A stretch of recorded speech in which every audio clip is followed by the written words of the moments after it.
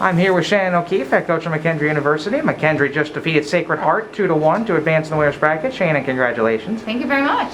And this match was a pretty unique one because the first match you actually ended up losing by 2 pins and just dominated right after.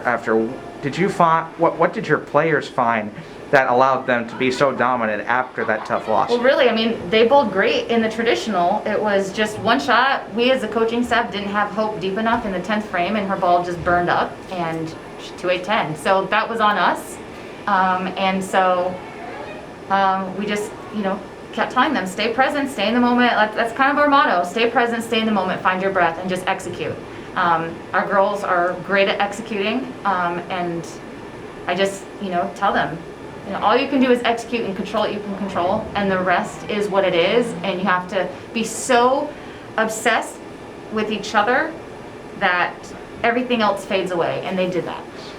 Throughout the competition and throughout each session, whenever the lanes go through a transition, it seems like the teams that can not only execute the best, but can also make the best changes, whether it's with equipment or shot angle, seem to have the best success. And I think that's where the extended success of this team, at least in the late sessions, has come into play. Yeah, that's the one thing that I'm very confident with Brian and I as a coaching staff, to be able to see that ball motion in lane play. We do it for a living.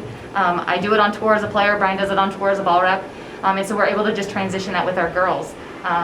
They trust us, we trust them, and that just leads to a lot of success. So they know that we're going to get them in the right part of the lane with the right bowling ball if they do their job, and that's just execute. And so we don't waste a lot of shots getting those ball changes made or making the adjustments that are needed, because our girls just don't throw a lot of bad shots continuously. And my dad, who, as you know, is a head coach, was actually watching today's format. And what he told me was interesting. He told me that the players in the field that have the most rev rate or the most revolutions on their ball seem to have the toughest amount of time, considering all the drive boards as to the outside part of the lane. I think the thing with your team, and also I noticed this with Vanderbilt as well, many of your players don't have that excessive roll, so it's easier for their ball to stay online. Yeah, we have a good blend of players. We have players with higher rev rates, and then we have players with a little less rev rate. We have girls that are pretty rolly, we have girls with higher tilt. So we have girls that are kind of all over the place. So I don't ever really feel like we're going to be shut out for too long, because we have interchangeable pieces that I believe are all equal in talent and can get the job done when called upon. Your team definitely has the physical game to make another run. You're one step closer to your goal. How much of preparing for tomorrow is based on mental preparation as opposed to equipment preparation? Equipment preparation, I mean, I feel like every time we throw balls down the lane, we're learning more and more and more. So I feel very comfortable with what we have as far as equipment and what we're seeing. Learning more even at this level? Always.